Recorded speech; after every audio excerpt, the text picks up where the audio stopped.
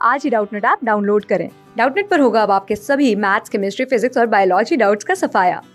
बस अपने क्वेश्चन की फोटो खींचो, उसे क्रॉप करो और तुरंत वीडियो सोल्यूशन पाओ। Download now.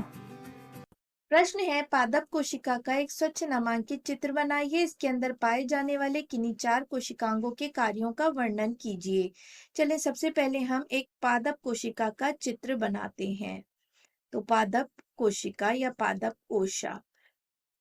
तो चलिए हम पादप कोशिका का एक चित्र बनाते हैं। तो यहाँ पर हमारी पादप कोशिका कुछ इस प्रकार से दिखाई देती है। चलिए इसका नामांकन करते हैं। पादप कोशिका में जैसे हमें पता ही है कि जो सबसे ऊपरी संरचना होती है उसे हम कहते हैं कोशाभित्ति। और यदि ये पादप है तो यहाँ पर आपकी जो कोशाभित्ति होती है वह बनी होती है सेल्यूलोज की। तो कोशाभित्ति जो होती है वह सेल्यूलोज की बनी हुई होती है पादपों में। यदि बात करें फंगस की तो वहां पर ये काइटिन की बनी होती है। और इसके नीचे वाली परत जो कि हर एक जीव में पाई जाती है उसे हम कहते हैं कोशाकला या कोशिका कला।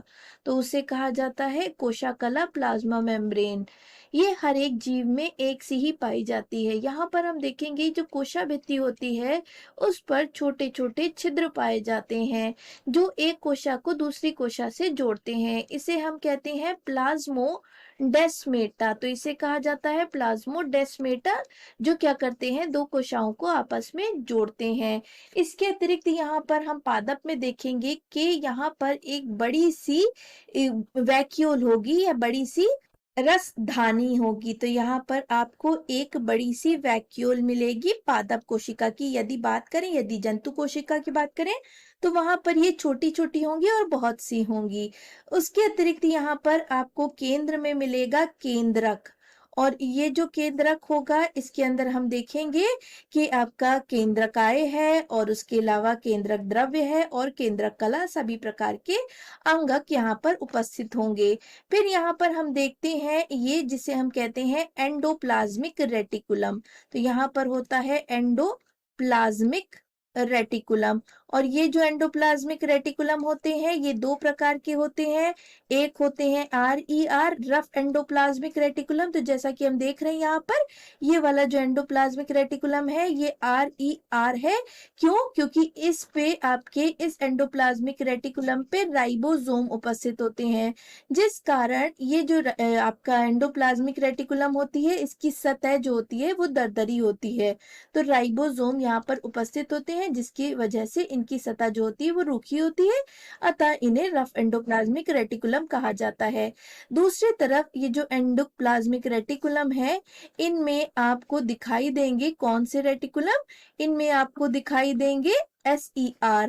SER कौन से होंगे? तो जो SER होंगे इनको हम कहते हैं स्मूथ एंडोप्लाज्मिक रेटिकुलम, क्योंकि इन पर आपको राइबोसोम उपस्थित नहीं मिलेंगे जैसे कि ये वाला है।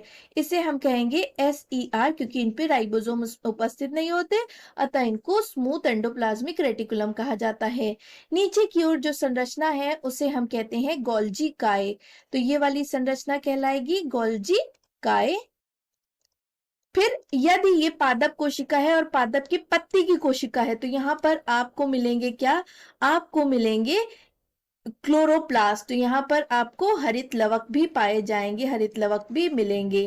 तो ये हरित लवक। उसके अतिरिक्त हर एक कोशिका में पाई जाती हैं क्या? हर एक कोशिका में पाए जाते हैं माइटोकॉन्ड्रिया, जिनकी कारण ही यहाँ पर ऊर्जा बनती है। यदि किसी कोशिका में माइटोकॉन्ड्रिया उपस्थित नहीं हो तो वहां पर ऊर्जा नहीं बनती है। फिर यहाँ पर आपको सूक्ष्मकाय भी नजर आएंगे, छोटी छोटी सी, जो आपकी बॉडीज कोशिका में पाई जाती है वो यहाँ भी उपस्थित होंगी और उसके साथ साथ कोशाद्रव भी यहाँ पाया जाएगा। तो ये हो गई हमारे एक पादप की कोशिका, एक पादप की साधारण सी कोशिका।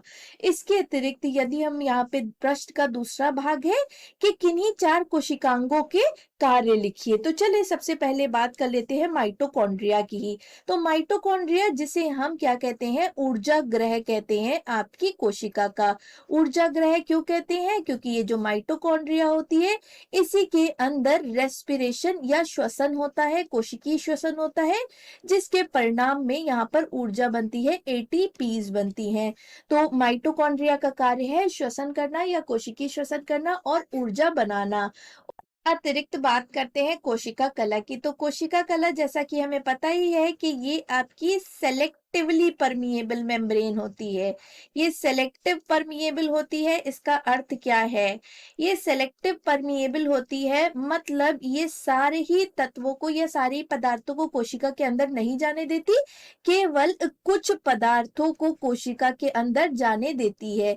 तो क्योंकि ये केवल कुछ पदार्थों को ही कोशिका के अंदर जाने देती है, अतः हम कहेंगे कि ये आपकी कोशिका की सुरक्षा करती है। तो ये कुछ पदार्थों को कोशिका के अंदर जाने देती है, इस कारण इसे हम कहते हैं सेलेक्टिवली परमिएबल मेम्ब्रेन।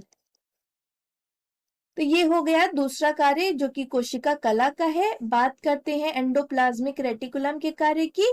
तो एंडोप्लाज्मिक रेटिकुलम, जैसा कि हमने देखा, दो प्रकार के होते हैं, तो इनके कार्य भी अलग अलग होंगे। जो आपके RER होते हैं, रफ एंडोप्लाज्मिक रेटिकुलम होते हैं, ये प्रोटीन निर्माण में सहायता करते हैं। प्रोटीन निर्माण में सहायता किस प्रकार से ये करते हैं? तो ये प्रोटीन निर्माण में भाग नहीं लेते, पर ये सहायता करते हैं। कैसे? क्योंकि हमें पता ही है कि जो RER होते हैं, इनके ऊपर होते हैं राइबोसोम, और राइबोसोम का कार्य होता है प्रोटीन निर्माण। तो राइबोसोम का कार्य होता है प्रोटीन निर्माण, और क्योंकि ये राइबोसोम को एक पर रखते हैं, इस कारण हम कहते हैं कि ये आपके क्या करते हैं? प्रोटीन निर्माण में सहायता करते हैं। दूसरी ओर जो SER होते हैं, इनका कार्य क्या होता है? तो इनका कार्य होता है वसा निर्माण। तो ये वसा निर्माण में सहायता करते हैं। तो यहाँ पर RER होते हैं जो प्रोटीन निर्माण, तथा SER होते हैं जो वसा निर्माण में सहायता करते हैं या वसा निर्माण करते हैं। इसके अतिरिक्त यदि हम बात करें हरित लवक की, तो हरित लवक में हमें पता ही है कि पर्णहरिम होता है, और क्योंकि इस हरित लवक में पर्णहरिम होता है, अतः ये प्रकाश संश्लेषण में सहायता करते हैं, या हम कहेंगे कि ये प्रकाश संश्लेषण करते हैं। तो ये हो गए हमारे कुछ कोशिकांग और उनके कार्य। आशा करते हैं आपको प्रश्न का उत्तर मिल गया होगा। धन्यवाद। क्लास 6 से 12 से लेके नीट, IIT, JEE मेंस और एडवांस के लेवल तक 10 मिलियन से ज़्यादा स्टूडेंट्स का भरोसा। आज ही डाउनलोड करें डाउटनेट ऐप या व्हाट्सएप कीजिए अपने डाउट्स 8400 400 400 पर।